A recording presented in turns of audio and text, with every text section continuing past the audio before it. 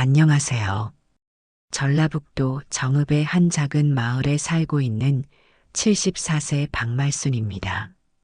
저는 지금 이 마을에 혼자 지낸 지 벌써 30년이 넘었습니다. 매일 아침 닭이 울기도 전에 눈을 뜨고 안개 낀 들판을 바라보며 고추잎에 맺힌 이슬을 털어내는 일이 일상이 되었고, 저녁 무렵이면 마당 끝에 걸린 해를 보며 묵은 된장으로 끓인 찌개에 밥 한 그릇을 비우는 소소한 하루를 살아갑니다. 사람들은 가끔 저에게 외롭지 않느냐고 물어보지만, 사실 저는 이 고요함 속에서 스스로를 지탱해 온 겁니다. 왜냐면 그날 이후로 저는 아무도 곁에 둘 수 없었거든요. 30해 전 오늘도 하늘은 맑고 들판에는 냉이꽃이 피어 있었는데, 그날 아침 제 딸 미정이가 서울로 올라가던 날이었습니다. 갓 대학에 입학해 새내기 티도 못 벗은 19살 아이였고, 오로지 공부 하나만 바라보며 살아온 아이였습니다.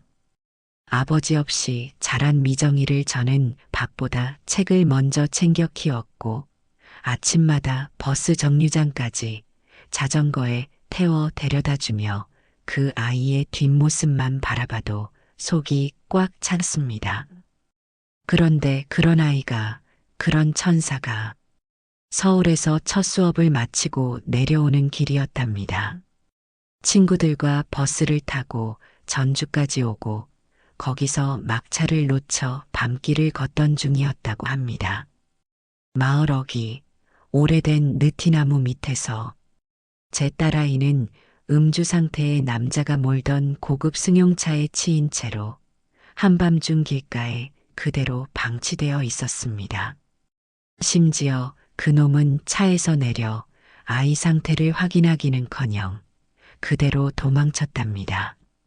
비 오는 밤 흙탕물과 피가 뒤섞인 그 길 위에 제 아이가 아무도 알아보지 못할 얼굴로, 그때부터였습니다. 제게서 웃음이 사라진 것도, 말이 줄어든 것도, 사람을 피하기 시작한 것도, 그리고 무엇보다 제가 이 세상을 믿지 않게 된 것도요. 그날 이후 제 삶은 완전히 무너졌습니다. 딸을 그렇게 허망하게 보내고 저는 며칠이고 마을 어귀의 느티나무 앞에서 비닐을 깔고 주저앉아 있었습니다. 누가 등을 떠밀어 집으로 돌아오게 하지 않았다면 아마 저는 거기서 그대로 생을 마감했을지도 모릅니다. 그런데 더 끔찍한 건 그 아이를 그렇게 만든 사람이 누구냐는 겁니다. 사람들은 뒷말로 떠들었습니다. 박 회장의 아들이래. 군수도 얼굴 못 들고 고개 숙인다는 그 회장 말입니다. 교회 장로이자 지역 유지, 사람들 앞에서는 늘 기도하며 손을 모으던 위선자. 그의 아들이 신학대 입학을 앞두고 있던 그 애가 만취한 채로 운전을 하고 달리던 중 우리 미정이를 들이받은 겁니다. 정신을 차릴 수가 없었습니다. 더 화가 나는 건 그 다음이었습니다. 경찰은 말이 없었고, 검사는 조심스러웠고, 언론은 관심도 없었고, 이웃들마저 눈치를 보기 시작했지요. 며칠 후 그 아이는 반성문 몇 장과 치료비 명목의 몇백만 원을 내밀고는 부모의 힘으로 집행유예를 받았습니다. 그게 전부였습니다. 벌이라 부르기에도 부끄러운 그런 처분이 내려지고 그 애는 얼마 지나지 않아 미국으로 신학연수를 떠났습니다. 회개하겠다면서 말이지요. 그날 이후 저는 속이 뒤집혀도 소리낼 곳이 없었습니다. 울어도 들어주는 사람 없고 따져도 돌아오는 건 차가운 벽뿐이었습니다. 그래서 더더욱 미정이 곁에 남겨진 작은 생명, 내 살배기 손자를 안고 살기로 마음먹었습니다. 딸아이가 마지막으로 제게 남긴 생명이었고, 이제는 그 아이 하나만이 제 숨이었습니다. 그때부터 저는 이 아이 하나 잘 키우겠다는 생각으로 새벽마다 일어나 논에 나갔고 남들이 피하는 막일도 마다하지 않았습니다. 아이에게 부끄럽지 않은 할머니가 되겠다고 그 아이가 세상에 나갔을 때 나는 할머니 손에 컸어요 라고 말할 수 있도록요. 이름은 준호. 처음엔 밤마다 울어 미정이 이름을 부르던 아이가 어느덧 씩씩한 청년이 되어 지금은 유학길에 올라 있습니다. 자기가 커서 꼭 할머니의 억울함을 풀어주겠다고 엄마처럼 억울하게 희생된 사람들이 없는 세상을 만들고 싶다고 말하던 그 아이가 지금 미국의 한 대학에서 법을 공부하고 있습니다. 저는 그 아이가 무사히 굳건하게 살아만 준다면 다른 건 다 괜찮습니다. 그날은 유독 바람이 거셌습니다. 마을 입구 예전부터 비어있던 큰 기와집에 이삿짐 트럭이 들어서는 걸 보고 저는 그저 지나가는 구경꾼처럼 마당 한켠에서 쑥갓을 다듬고 있었습니다. 이사라니 이런 외진 시골에 누가 올까 궁금하기는 했지만 굳이 관심 가질 일도 아니었지요. 그런데 그 낯익은 걸음걸이, 어쩐지 기시감이 드는 뒷모습이 제 심장을 서서히 죄어왔습니다. 저녁 무렵 막 짐을 다 내린 듯한 그 남자가 저희 집 울타리 앞에 섰습니다. 얼굴엔 웃음을 걸고 손에는 바나나와 귤이 담긴 봉지를 들고 말이죠. 말순 어르신 맞으시죠? 앞으로 이웃이 되었네요. 잘 부탁드립니다. 그 순간 저는 손에서 쑥갓을 놓쳤습니다. 떨어진 채소를 줍는 것도 잊은 채 그 얼굴을 뚫어져라 쳐다봤습니다. 30년 전 법정에서 고개를 푹 숙인 채 아무 말도 없던 그 얼굴. 도망치다 붙잡혀 법정에 서서조차 단 한 번도 제게 고개 숙여 사과하지 않았던 제 딸아이의 이름조차 입에 올리지 않았던 그 인간, 조태섭이었습니다. 놀랍게도 그는 제 얼굴을 전혀 알아보지 못했습니다. 아니, 알아보지 않는 척하는 걸 수도 있겠지요. 세월의 풍화 속에서 제 얼굴이 많이 달라졌다고는 해도 자기 때문에 아이 하나 잃고 얼굴에 피가 마른 사람을 그렇게 완전히 모른다는 게 말이 되겠습니까?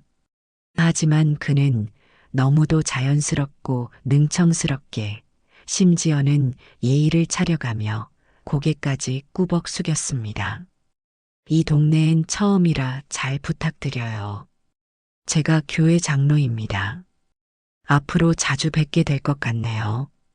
그 한마디에 제 속은 무너지고 손끝은 떨리기 시작했습니다.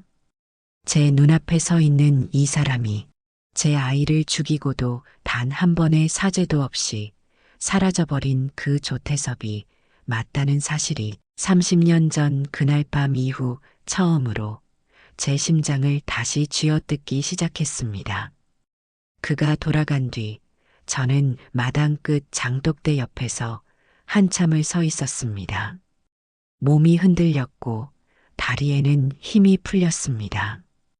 그 자리에서 그대로 무너져 내릴까봐 오래전 떠나보낸 딸의 이름을 속으로 몇 번이고 불렀습니다. 미정아, 미정아, 내가 잘못 본 거 맞지? 아니면 이게 아직 끝나지 않은 악몽인 거니? 그날 밤 불을 켜지도 않은 방 안에서 저는 손끝으로 오래된 나무장 위를 더듬었습니다. 그 속엔 제가 평생 단 한 번도 버리지 못한 것들이 들어 있었습니다. 딸아이의 대학 입학허 가서, 기숙사 입실 서류, 첫 등록금 영수증, 그리고 사고 당시 경찰 조사서, 법원 판결문, 신문 기사 스크랩까지 모두 다 먼지를 머금은 채 여전히 제 시간 속에 봉인되어 있었습니다. 떨리는 손으로 서류들을 꺼내 바닥에 펼쳐 놓았을 때 문득 눈물이 쏟아지기 시작했습니다. 그 아이가 입던 하늘색 블라우스 자락을 손끝으로 만지자 마치 어깨를 감싸 안은 듯한 착각이 들었고 그 순간 저는 입을 틀어막은 채 소리도 내지 못한 채 울었습니다. 그토록 많이 오래 참았는데도 눈물은 또다시 마르지 않았습니다. 다음 날 아침 이웃 어르신들이 대문 앞에서 수군거리며 웃는 소리가 들렸습니다. 새로 오신 조장로님, 사람이 참 반듯하대요. 말도 정갈하게 하고 서울말 쓰시던데 인물도 훤하잖아요. 다음 주부터 교회 예배 인도도 맡는다던데요. 신실한 분 같더라고. 그 말을 들은 순간 제 안에서 뭔가 끓어오르는 소리가 들리는 듯 했습니다. 얼굴도 이름도 심지어 죄도 잊은 채 자신을 장로라 부르며 찬송을 부르고 아이들에게는 과자를 나눠주고 그가 산다는 집 마당에선 찬송가와 웃음소리가 울려 퍼지고 있었습니다. 저는 그 광경을 담담히 바라보았습니다. 마당과 대추나무 그림자에 기대선 채 그를 바라보며 이를 악물었습니다. 그가 과자를 건넨 아이들 중엔 제 손자가 어릴 때처럼 까무잡잡한 얼굴을 한 아이도 있었습니다. 그 아이를 내려다보는 조태섭의 눈빛은 마치 성자처럼 자비로웠고 그 순간 제 가슴 속에서 30년간 눌러놓았던 분노가 거대한 파도처럼 치솟기 시작했습니다. 그 사람이 딸아이 이름 석자 앞에서 고개 한번 숙인 적 없다는 사실이 세월이 흐른 뒤에도 그를 이렇게 떳떳한 이웃으로 다시 마주해야 한다는 현실이 참기 힘들 정도로 제 속을 갉아먹고 있었습니다. 며칠 뒤부터였습니다. 마을회관 앞에 사람들이 하나둘 모이기 시작하더니 주말마다 자그마한 성경책을 들고 들어가는 발걸음들이 부쩍 늘어났습니다. 누가 주도하는가 했더니 역시나 조태섭이었습니다. 교회에서 내려온 목사와 함께 성경 공부 모임을 연다며 청년의 아이들을 먼저 규합했고 이장님도 부녀에도 한 사람씩 그의 이름을 입에 올리기 시작했습니다. 조 장로님이 말이야, 요즘 애들 불러다가 참 바른 말 많이 해주더라고. 그 양반이 서울서 공부도 많이 했고 배운 게 많아. 말에 힘이 있어. 우리 마을에도 이제 누가 중심 좀 잡아야지. 괜찮은 사람 왔잖아. 그 말들이 마치 날선 바늘처럼 제 귀에 꽂혔습니다. 정작 저는 이 마을에 40년을 넘게 뿌리 내리고 살았지만 이제는 아무도 제게 묻지 않았습니다. 말순 어르신 같이 가요. 이번엔 어르신도 함께 하셔야죠. 그 누구도 그 한마디 건네는 사람 하나 없었습니다. 태섭은 마을 청년들에게 회관 청소며 화단 정리며 땀 흘리는 일도 직접 나서서 도우며 얼굴을 알렸고 젊은이들에겐 신앙이 사람을 바꾼다고 말하며 훈훈한 리더처럼 군림하기 시작했습니다. 아이들한테는 태섭 할아버지라며 사탕도 나눠주고 주말마다 마당에 큰 텐트를 치고 찬송가를 틀어놓고 함께 기도회를 열었습니다. 이웃들은 하나둘 그의 이름 앞에 장로님을 붙여 부르기 시작했고 마치 그가 우리 마을을 구원하러 내려온 선지자인 양 떠받들기 시작했습니다. 사람들의 시선은 이제 더 이상 저에게 머물지 않았고 제가 평생 쌓아온 관계마저 그가 한 달 만에 뒤집어 놓았습니다. 무엇보다도 분한 건 제가 목숨처럼 키운 손자가 공부하러 떠나 있기 때문에 이 모든 상황을 제 곁에서 알아줄 리가 없다는 사실이었습니다. 이 얘기를 털어놓을 수 있는 가족조차 없는 이 외로움이 오히려 제 분노보다 더 서글프게 가슴을 핥히었습니다. 어느 날 회관 앞을 지나가다 아이들이 부르는 찬송 소리를 들었습니다. 원수를 사랑하라. 너희를 박해하는 자를 위하여 기도하라. 그 순간 그 말이 마치 조태섭의 입을 통해 저를 겨냥한 화살처럼 들렸습니다. 내가 원수입니다. 내가 박해자입니까?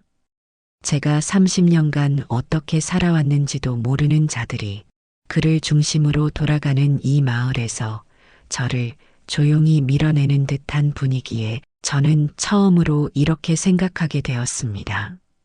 손자는 이번 학기 유학을 마치고 잠시 귀국할 예정이었습니다. 저는 그 아이가 오기 전까지 어떻게든 내색하지 않으려 애썼습니다.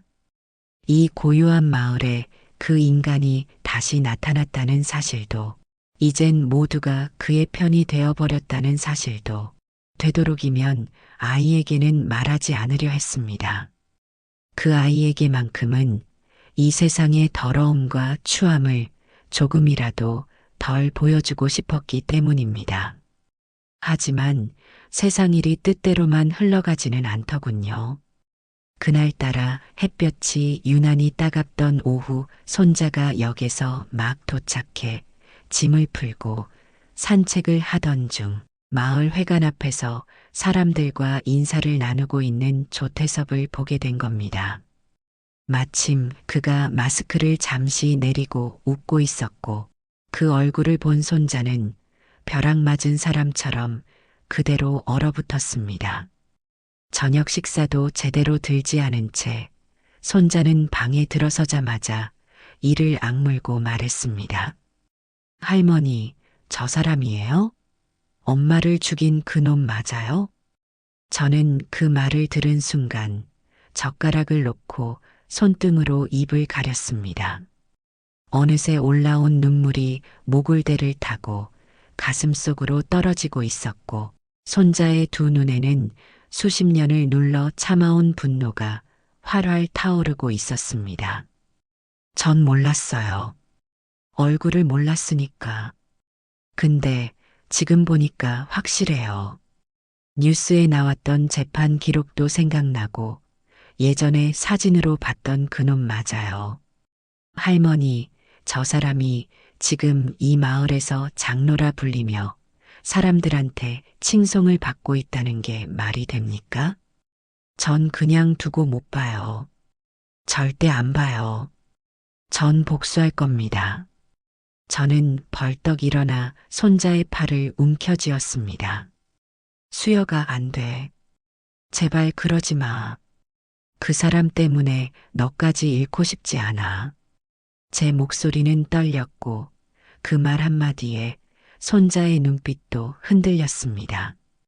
저는 그의 두 손을 꼭 잡고 무릎을 꿇다시피 손자의 앞에 앉았습니다. 너 하나 바라보며 여기까지 버텼단다. 그 사람이 내 딸을 빼앗아 갔을 땐 내가 싸울 힘도 방법도 없었어. 하지만 너는 내 손으로 지켜야지.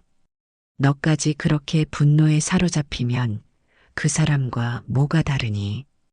한참 말이 없던 손자는 결국 고개를 떨궜고, 저는 그 이마를 손바닥으로 감싸 안은 채 조용히 속삭였습니다.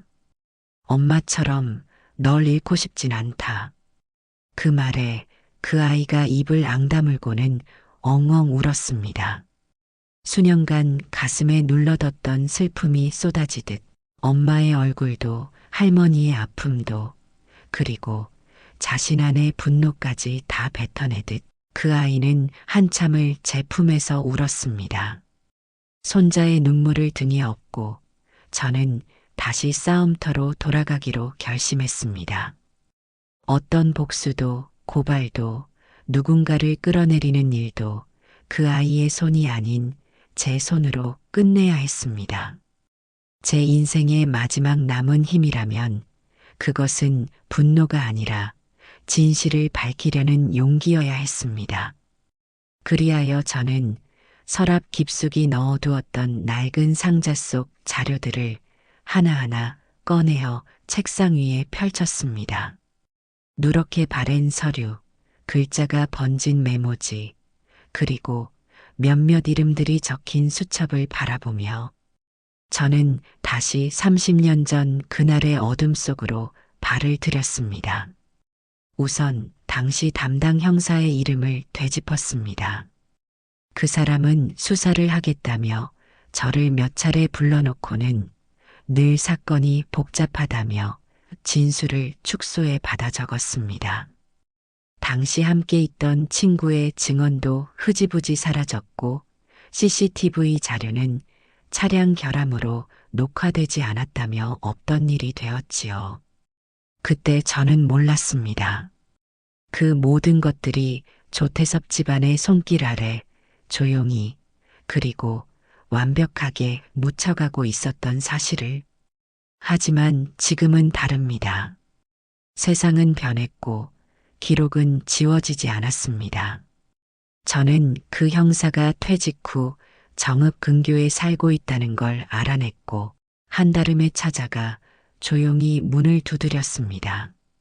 늙고 구부러진 그의 눈빛은 처음엔 저를 알아보지 못했지만 제가 딸아이의 이름을 말하자 금세 고개를 떨궜습니다.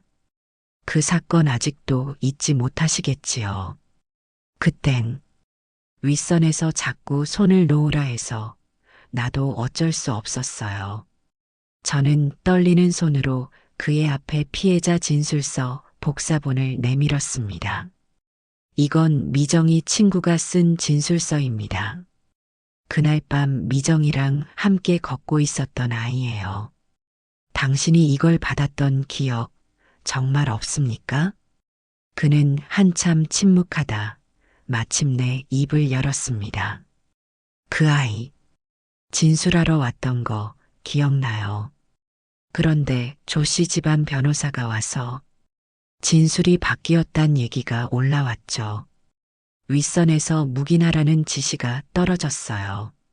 난 그저 명령대로 했을 뿐입니다. 그 말은 제게 칼날보다 날카롭게 꽂혔습니다. 하지만 저는 울지 않았습니다. 울음은 그날 밤 딸을 잃었을 때 다 쏟았으니까요.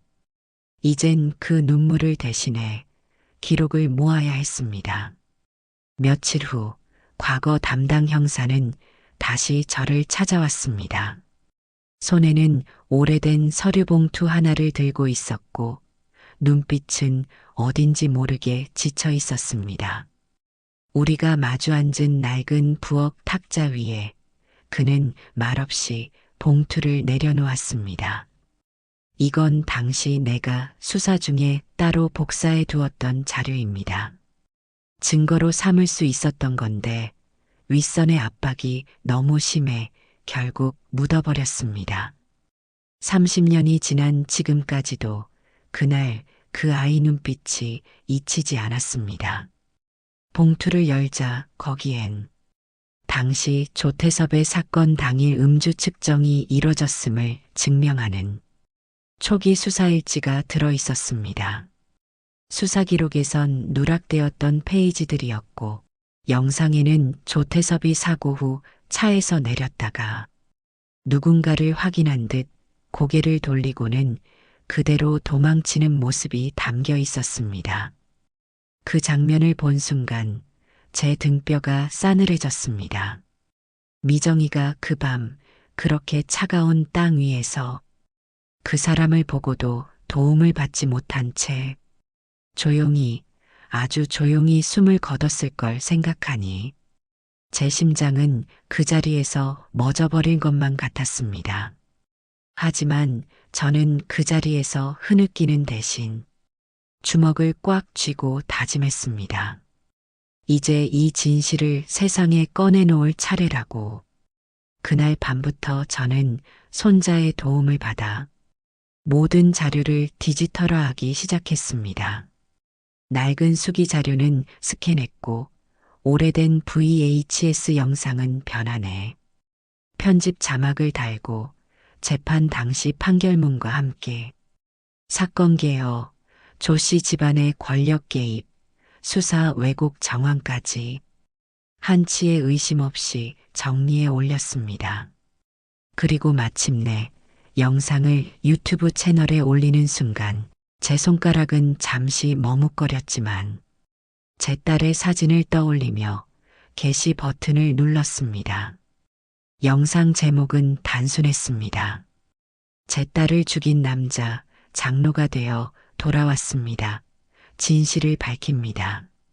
썸네일엔 미정이의 환하게 웃는 대학 입학 사진과 그 아래 조태섭이 마을 아이들에게 과자를 나누어 주며 웃고 있는 최근 사진을 나란히 배치했습니다.